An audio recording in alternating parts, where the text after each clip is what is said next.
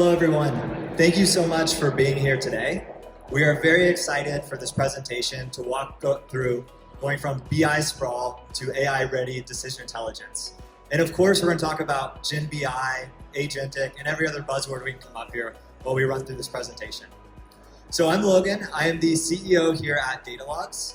Joining me on stage, I have Matt Robuck, who leads data at Georgia Pacific, and Rich Martin, who's the global head of business intelligence at PepsiCo. And just before I dive in, I want to share some kind of grounding stats of what we're seeing in the analytics environments today, and a little bit more about Datalogz. So about 5 years ago, I was seeing this problem while working at JetBlue, where we went from having a couple hundred new data products, BI reports, analytics created every single month, to having nearly 1,000 created every single month. And this decision layer that was happening at JetBlue was getting so chaotic. We started having different times when we were misreporting stats. We had the same thing duplicated over and over again. And we got to this point where we ended up reporting the wrong numbers to the FAA because we had 14 different duplicative dashboards that were supposed to be the exact same and they were not. So we built Datalogz to solve these problems. And now we're managing close to 1 million BI assets across our customer base, connecting to tools like Power BI, Tableau, Qlik, Sigma, Spotfire, and the list goes on.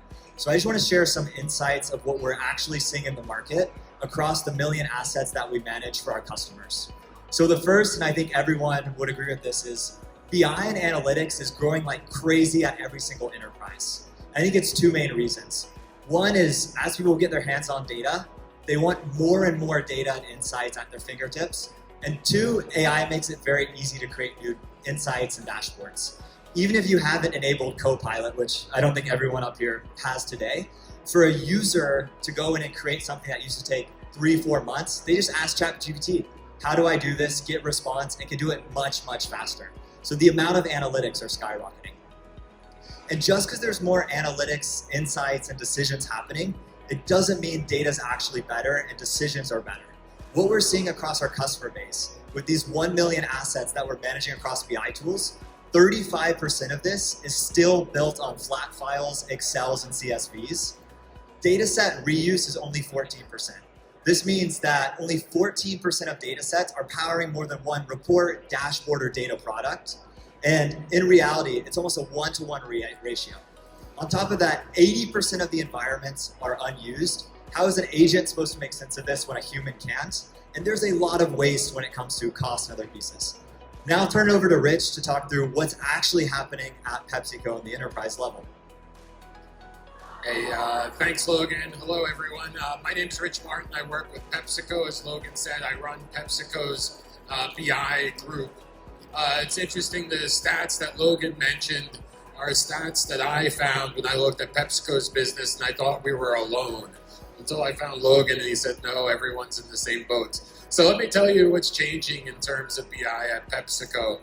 You know, we're moving very rapidly from a world of fractured reporting, where we had many, many versions of the truth out there, many duplicative reports, many reports measuring the same metrics in different ways by different people on different data sets at different times.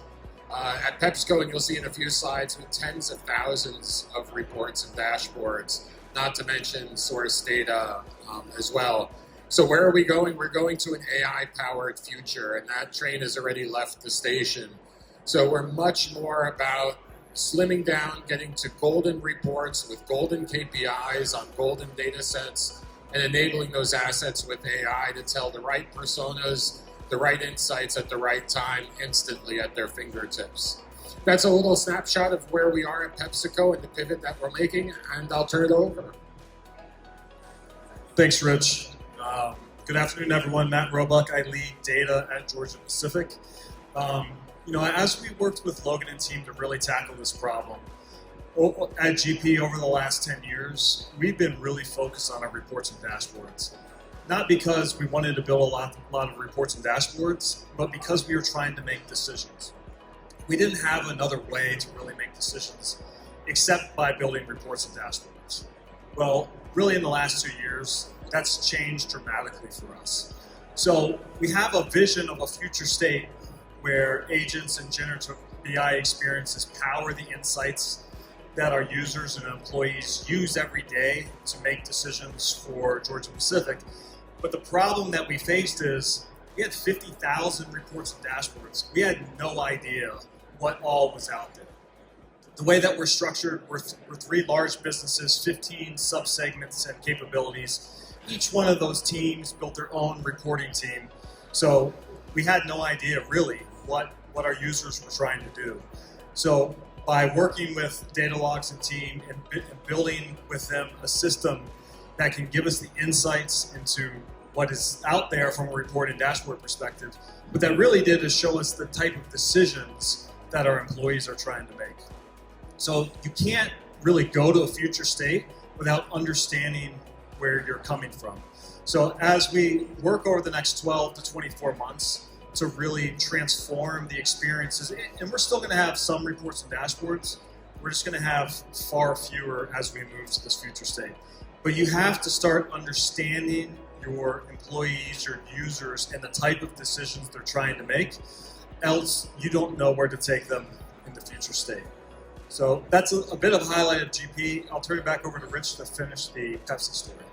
Thanks, Matt. So a little bit of a double click on the PepsiCo journey. We've created this funnel. We're rather proud of it. It's the first slide in every deck that we present these days for BI.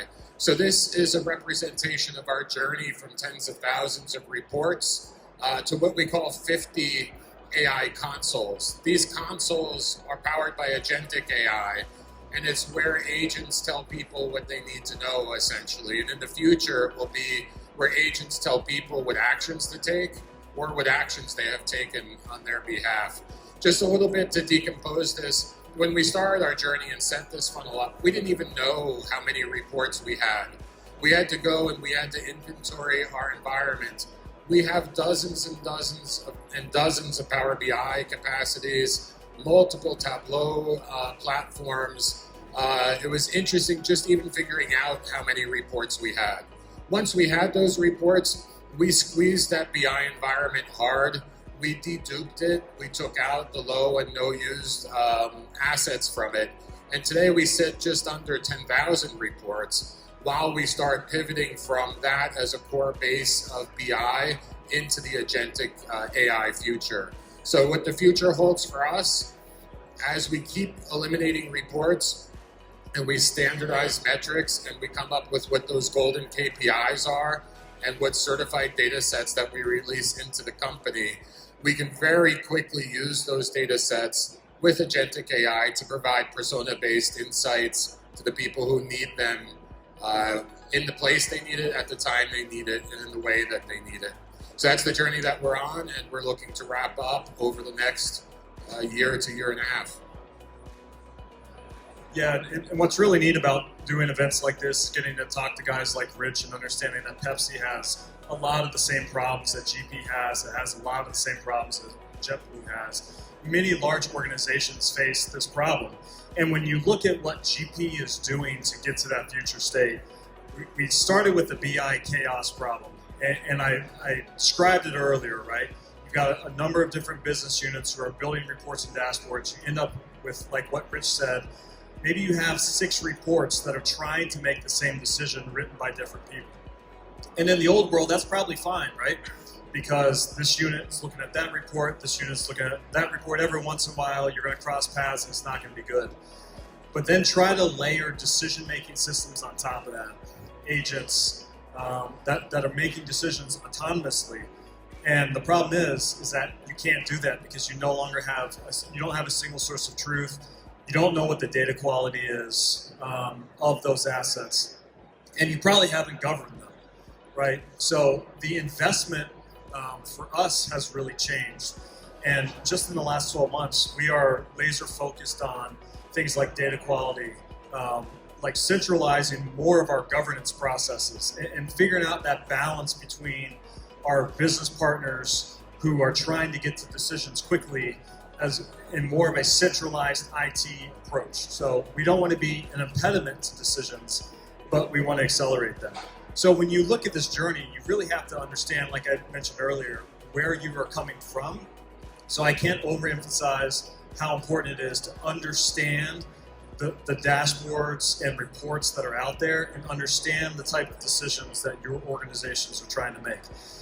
Therefore, you can then inform the future state. So at GP right now, we're moving from this BI chaos phase. We've inventoried. We're starting to, and what we found is some business units have 50% of the reports and dashboards aren't even being used. They're just out there running, right? So we're going through this process of really consolidating, as well as at the same time wiring on top of our GP data platform. So that's the standard platform that we use across GP. Governance, data quality, monitoring, metrics, insights, so that we understand all of those decision points that our users are trying to make. And then ultimately that leads us to this end state where we can deploy agents on top of data sets. And those agents understand the quality of the data that they're making decisions on without a human in the loop. And we definitely couldn't do that 12 months ago, and we're a lot closer to it now. But it really is a mindset shift. And to say it one more time, you have to understand the underlying data of those reports and dashboards to understand where your organization is trying to go, so that us as data leaders can really help shape that future of those decision-making systems. So I think, Logan, I'll turn it over to you to wrap us out. Thank you all very much for walking through that. And before I go through the rest of the slides, I think we have a couple of minutes. I actually have a question to flip it back to you all. So you talked each about your journey going from, hey, we have this BI chaos today. We're doing all this transformation work to get to eventually what we want to be is, call it generational BI, AI-powered intelligence. What do you think the biggest risk is today to making that happen for Georgia Pacific and Pepsi? If you could tell us in about a minute each, and then after that, I'll run through the rest of the presentation. Yeah, I don't know if it's the biggest risk, Logan, but I'd say the longest pole in the tent is context engineering, like the metadata about your data and getting that right so that agents understand what data, to Matt's point, what high quality data to use to generate what insights. You know, getting that context is right. And actually, I'll give you two. The other one's change management and adoption. Getting people to actually use the new AI solutions is not an easy feat to accomplish. That's what I would say. Yeah, and I think for us, we were fortunate in starting our data product journey in earnest about 3 years ago, and we've got some of our team here that has worked on that. That has set us up really nice. If you do not have the data assets in place that are ready for this, and that includes understanding the data assets, quality on the assets, they're governed, and to Rich's point, metadata, right? So if you have an agent that's trying to understand a set of data, but it's trying to interpret the columns, it's much easier if you can go ahead and give it a paragraph description of what each one of those columns are. But the way to do that, your agent needs to be able to call that metadata and then be able to extract that out so it has better context to make decisions. So again, it's been a mindset shift for us when you think about more autonomous when it comes to decision-making systems. But it's the data assets, having them in the right place, it's governing those assets, it's the metadata, and most importantly, in my opinion, it's the data quality of those assets. Because as users, if you're making decisions, and you guys all know this, like if you're in ChatGPT or another LLM and it spits back a result, and you're like, like that doesn't make sense to me. That LLM only has a couple more times of doing that before you're like, I can't use this anymore. Our users are in the same boat with our data, and that's why metadata data quality is so important to this journey to really help us transform the future of how our users interact with data. Yeah, thank you both for walking through that. And I think what you said about context is just very true, and I think sets us up nicely for this other piece we're working on Datalogz. But all the BI systems out there have your business context for the last 5-10 years of however long you've had Power BI. There's this rich history of who's using what semantics are adopted, how are they being used in the organization. We've seen a lot of our customers start taking that BI context, connecting it to LLMs like Copilot or their own internal chatbots and tools. So when people ask questions about the BI environment, they get rich insights back to understand, hey, this is the metric that's actually being adopted and used at our organization, not something that no one's touched in 2 years. Now suddenly an agent resurrects it, and now this becomes our source of truth. I don't know if anyone's on Reddit here, but there's a post that went viral a couple of weeks ago of a group using kind of agentic analytics that started hallucinating, making up different insights. And it just happens all the time, is how do you ground it in actual context that exists? And a lot of that might exist today in your different BI layers and Power BI, Tableau, and Qlik that have been bought. So now just a little bit about Datalogz and what we do and how we're solving these problems at the enterprise level. So you heard it firsthand through Matt and Rich about how they approach these at PepsiCo and Georgia Pacific, and on that journey they're on, going from BI chaos to automating governance to eventually how do we get to more autonomous decisions and better insights. But at Datalogz, what we do is sit on top of all of your consumption and decision layer at a company. So regardless of platforms, whatever is in use today to make decisions, whether it's Power BI, Tableau, Qlik, or in both your case, I think Databricks, Genie, AI, and BI are popping up a lot of nowadays. Every time a decision is made with data, there's a cost to it as well as a risk to it. The costs are, hey, what was the compute to get here? How much tokens did it cost to actually make this insight? The risk is it accurate? Is someone else using a similar report that is different in the org? Now we have a misaligned business unit. Is it the number that we expected? So us at Datalogz are sitting on top of this decision and consumption layer to automate monitoring it at scale for this cost and risk. And why we stand out as a company and do this best is we've been working on the most advanced analytics similarity models for the last 5 years. So we can go into any Power BI environment and tell you every potential conflicting report in that Power BI environment, as well as Tableau or business objects or MicroStrategy. So when you're sourcing this golden semantic layer or your gold reports, we can identify automatically with zero input required is what is that source of truth that exists. And beyond just telling you about what's duplicated in the environment, we also kick off hundreds of workflows in the background to start fixing these issues at scale. So simple things like, hey, we have an unused data set that's refreshing in the background. It's only viewed quarterly. It's still using compute and Power BI. Let's automate turning that off.